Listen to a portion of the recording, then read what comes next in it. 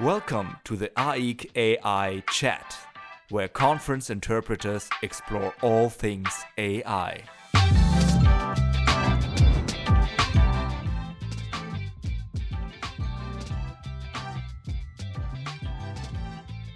Welcome to this AI chat.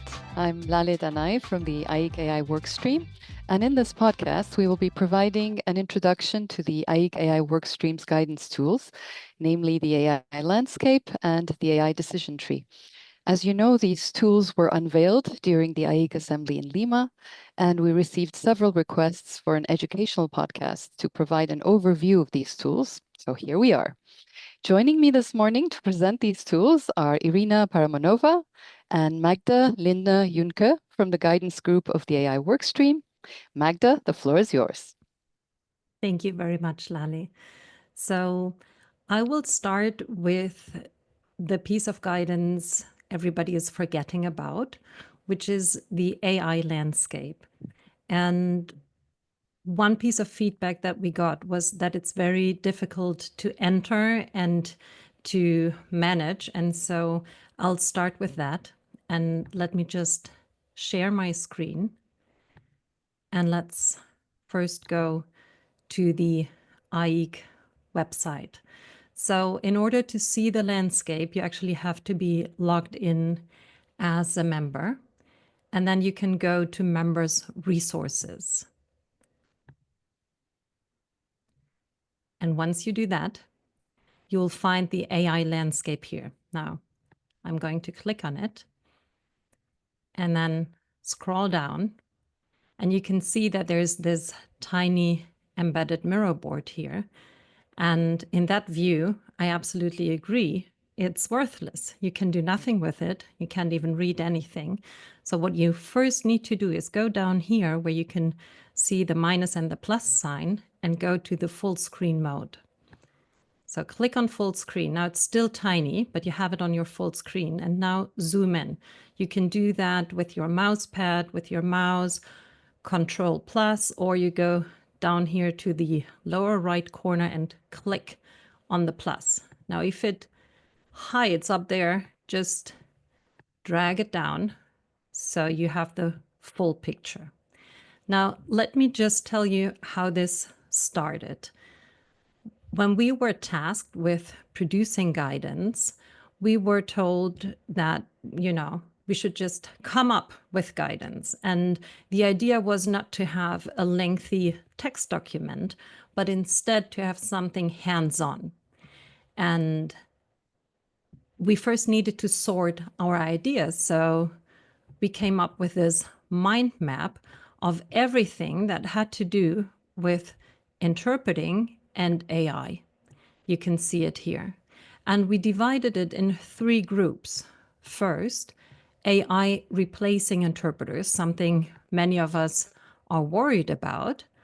And then another topic some of the members have concerns about, and that is AI using interpreters to train. And the third one, many members are quite interested in, and that is AI supporting interpreters, so KAI tools, which is going to be our focus in 2025. So stay tuned for that. Now, let's have a look at that first part, because in a moment, Irina is going to present the second piece of guidance, which is really a spin-off of that part, AI replacing interpreters. Now, for each branch, you'll always find a do, a be aware of, and a don't. Let's quickly have a look at the do for AI replacing interpreters, just to give an example. And one of the do's, so this is directed to AIIC members, is explain the pros and cons, different use cases for AI versus human interpreters. And if we go down here, you can see use the decision tree to advise clients. And so that shows that this landscape is closely linked to the decision tree many of us have already started using. The biggest part here is the be aware of, because there are so many things on that topic to be aware of. I'm not going to go into the details here because most of that will be found in the tree, and Irina will show it to you in a moment. But let me just show you one little thing here, and that's this little arrow. So some of these bubbles have arrows, and these arrows are either linked to other bubbles in the landscape or to another section, which is, so this one is the bubble, and then the other section it may be linked to is the posted section. And that posted section, I'll click on this arrow, is up here. Now, anytime you lose this larger overview, just zoom out again, either using your mouse or the minus down here, and then you know where you are. So this arrow in that little bubble actually linked us to this frame, which is the scientific basis or research. Now let me show you this section here, because the mind map I just showed you is how it all started, how we started to sort our ideas. But these post-its are where it continues. So any resources we get, we put in here so that those of you who would like to do some further reading can look around and see what's the most interesting thing for them to have a closer look at. Now, it starts with the acronyms. There are some tricky ones. Let me just show you one or two. So AI by AI, for example, can mean two completely different things. One refers to AI replacing interpreters, and the other one refers to AI helping interpreters in form of Kai tools.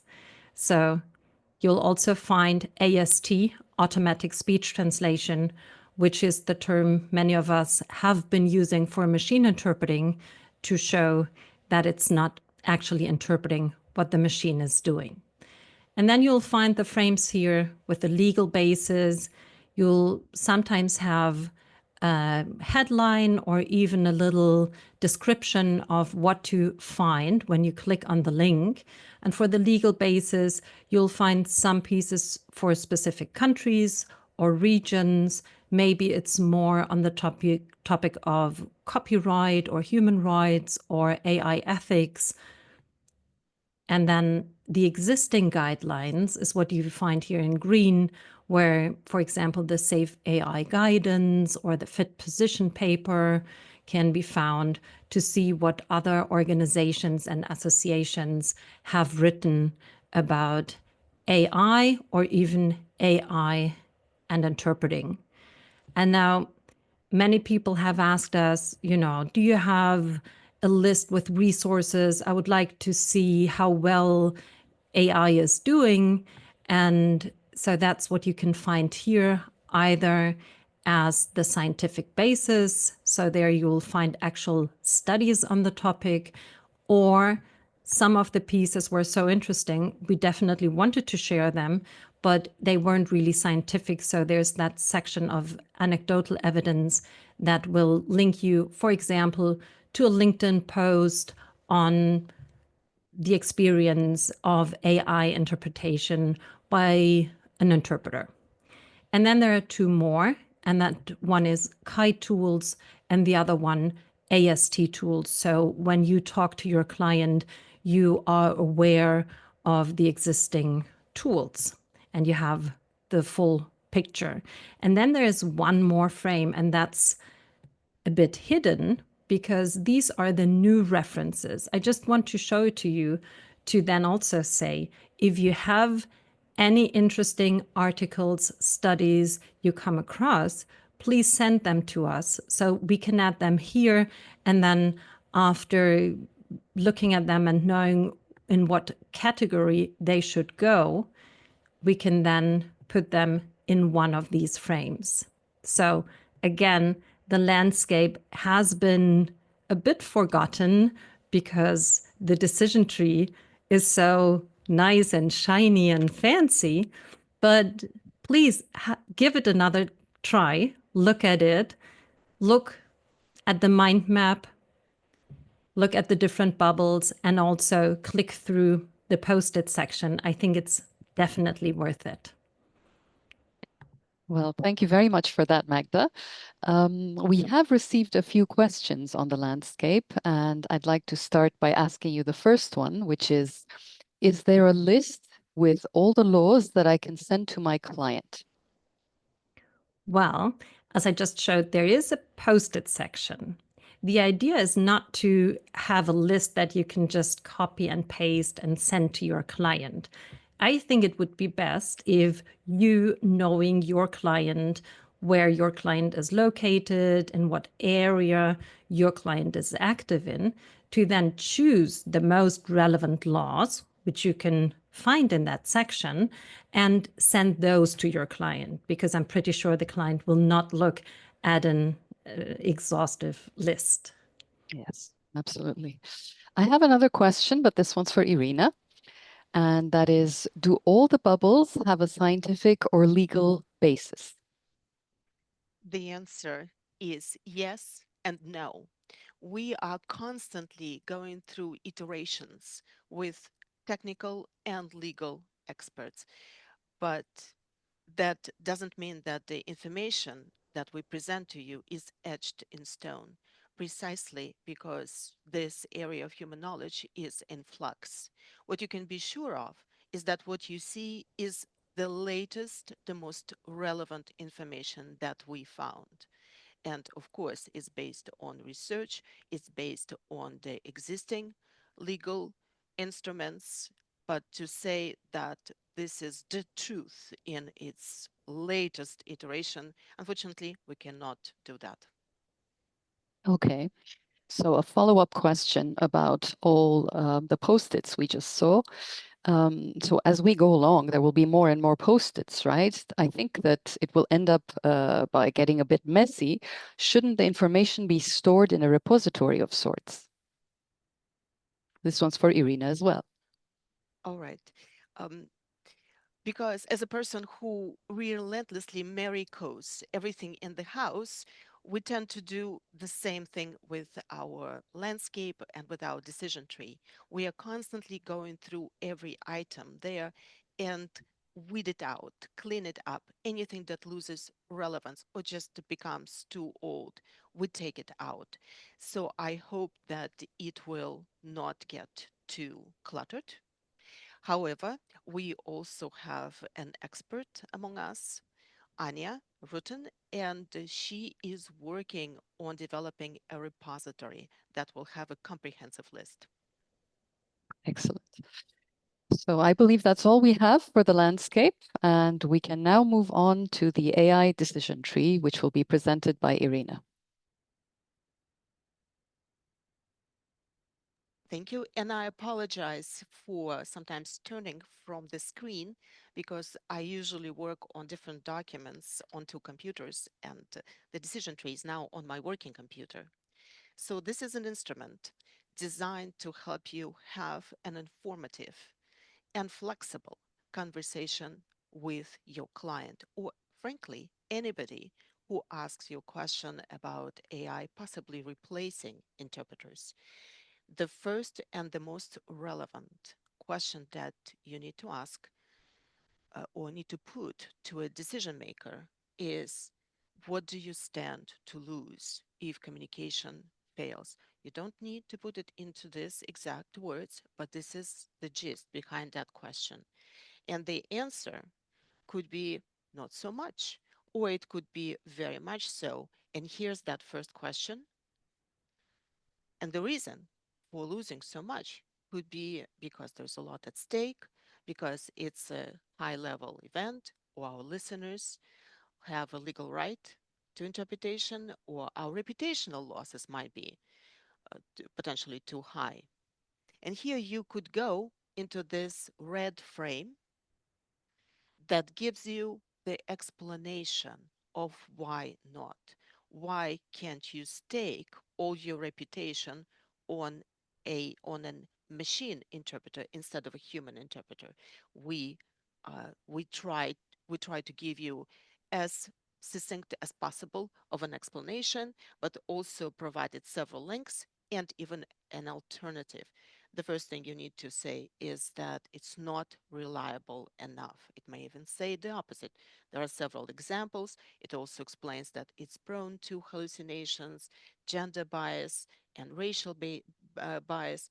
It gives you a bit of a conversation starter on alternatives. But let's say your client or your interlocutor says not so much. And there are situations where interpretation is provided as free service or for information only or requested but not used. And in this case, you proceed to the next question, which is about the format of the event. Is it highly scripted, single speaker, or an interactive panel? And you probably already know in which situation a machine interpreter would be inadequate to handle an interactive event. And in this case, you explain why AI is not equal to this situation. Unfinished sentences, ambiguity may not convey relevant information. And if you have ever been to an event where AI was used to interpret a panel, you know what might happen. It will be a huge mess. But let's say we are dealing with a single speaker and a highly scripted event. And in this case, you proceed to the next question, which is what language combinations you will need. And the reason you're asking this question is because there are high resources languages and low resources. And here, the most important thing for you to know is that we are giving you this handy link that will provide a visual representation of how much training went into each language combination. And the second question that is important is whether your target language is longer or shorter than your source.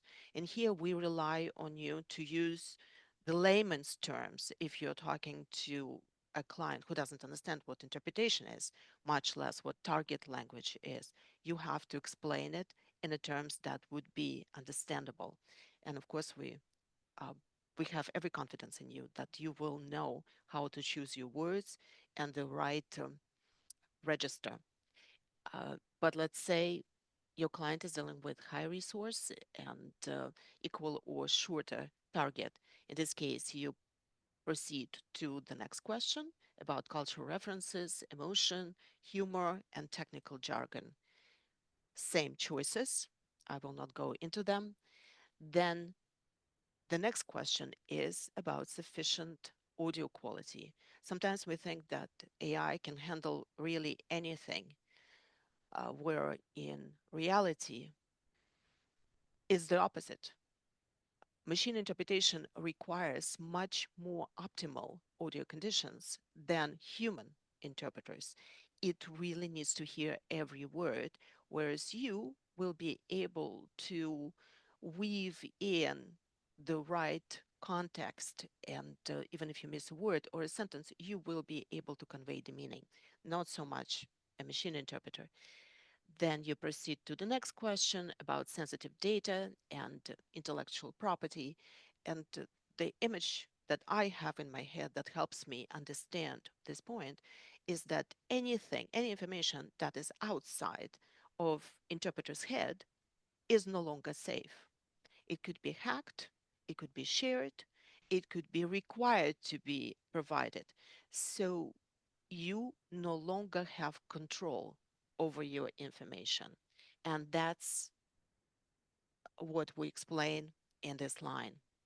Then the next question is AI related liabilities, including claims for damages, non discrimination, human rights. And here, what you want to hear to choose AI interpretation is something like this. My legal team has confirmed compliance with both international and national laws and regulations, as well as alignment with my organization's internal policies.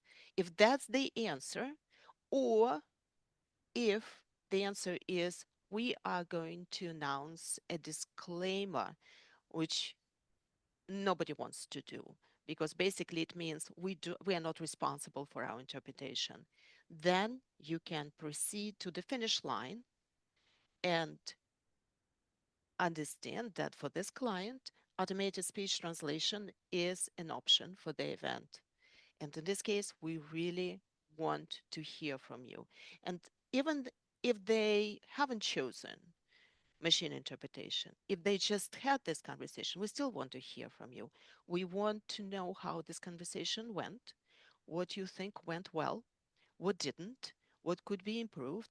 And for this reason, we provide our email. And like I said, we would love to hear about your experience from the trenches. And that's all I have. Thank you so much, Irina. Would it be possible to go back to the document, to the top question, the very first question, because we have received a few questions about the very first one. Absolutely. The first question, do you stand to lose a lot if Exactly. communication fails? Right. Exactly. So we have been asked, what if my client thinks all their events are important? What kind of answer can we give to this? And I believe Magda has an answer ready. Well, yes, I remember someone asking that question in Lima and actually saying, you know, the problem is our clients always think their event is the most important one. And my answer to that was, it really is not a problem. If your client think that their event is the most important one, they'll always choose the best solution, and the best solution is going to be human interpreters. So it's a good thing if your clients think that their event is important.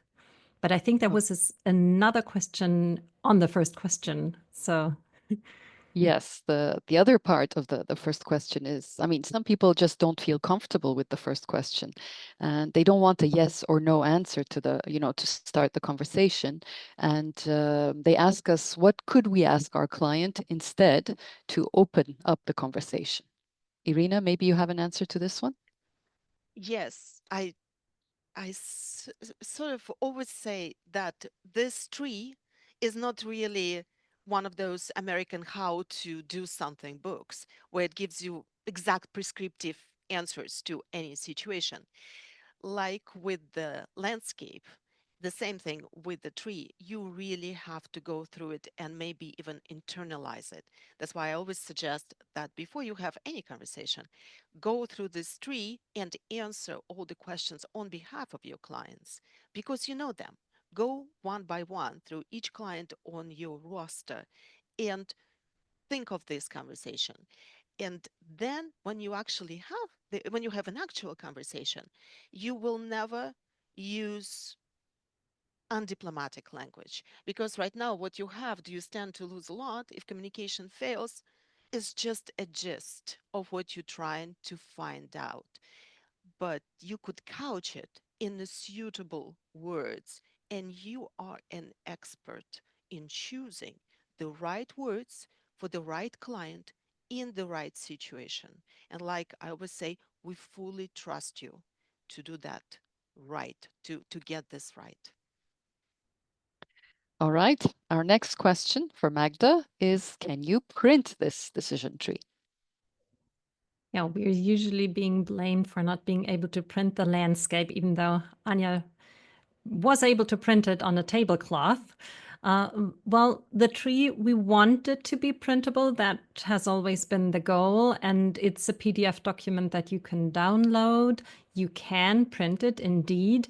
However, if you print it in an A4 or letter size format, it's still going to be tiny. So you can use it as an eye exam, but maybe give us some more time to work on finding a solution of how to make the font bigger without having to delete any of the important content. So we are working on that one. And as Irina was saying, we want you to be able to have it maybe even on your desk, to always be able to refer to it as a cheat sheet and pick the most important questions for your conversation. So give us some more time, and I'm sure we'll be able to make it a bit bigger so you can actually print it on an A4. All right. So cheat sheet, you said. Who has access to this cheat sheet, and can I send it to my clients? Irina. So the answer is everybody has access to the decision tree because previous EXCO made that decision, and I believe that was a very wise decision because now it's a benchmark in the industry. It changes the conversation. We receive inquiries about changing curricula in various interpretation schools around the world based on the decision tree. Uh, so it's available to anybody. If you're a working interpreter, I think you need to have this tool.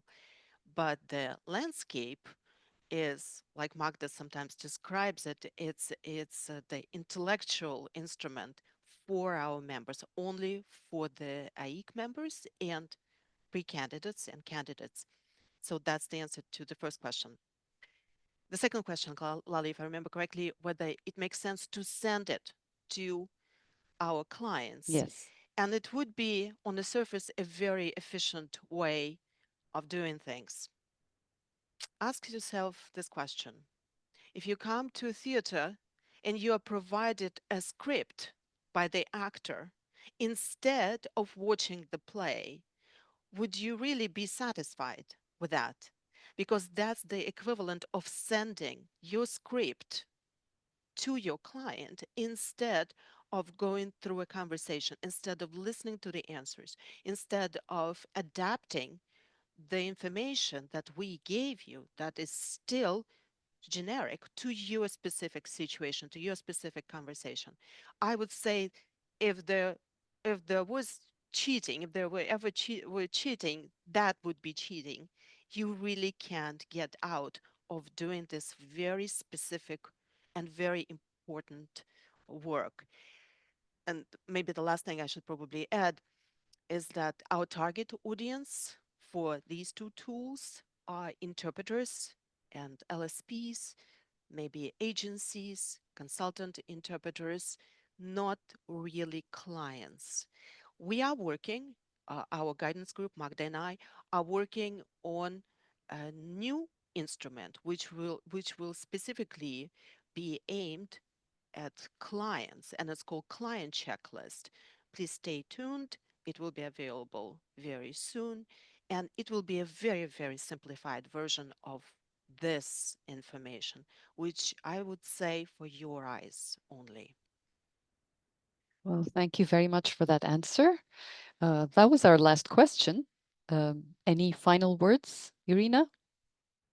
Well, we've gone through several training seminars with these two tools after presenting them at the assembly, and they were they were very well received, but we are also discovering something interesting, something that is not unexpected, because we were talking about it even before the assembly, that the landscape and the AI decision tree is only the beginning. It's the beginning of a process for you, a tool to spark a broader shift in how we approach our profession. Because simply knowing the scope, it's not even limitations, it's just the scope of AI is not enough. We need to put this knowledge into practice by reframing our role and radically rethinking our training, especially since our training was built on the premise that interpreters should be invisible. But no matter how invisible you are, the machines will always be more invisible. We are, whether we like it or not, we are in the midst of a changing economy. It's changing for everybody. We are just the canary in the mine, and we no longer have a monopoly in our profession. We have a competitor. We need to understand this competitor, and we need to turn every advantage we have to our advantage. And for that, we need to go through a rethinking process and a retraining process. And that's why we are developing a practical component to these tools. And every time we have an event, we are introducing a retraining component that will help you to think about yourself, not just as an interpretation tool, an interpreter, but to think of yourself as an expert in communications, as a communications specialist. And that will make you irreplaceable in any economy.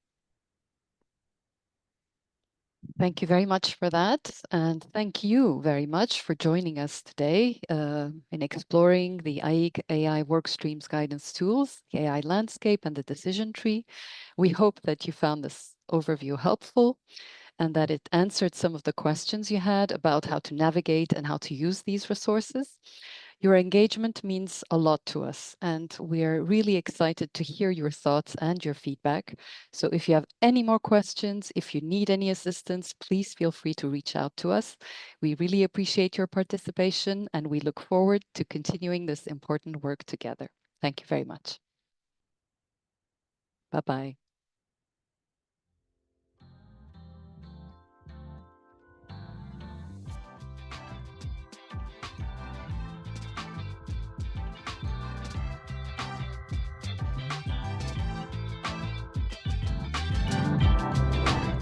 Thanks for listening. Stay tuned for more exciting insights and updates on everything AI.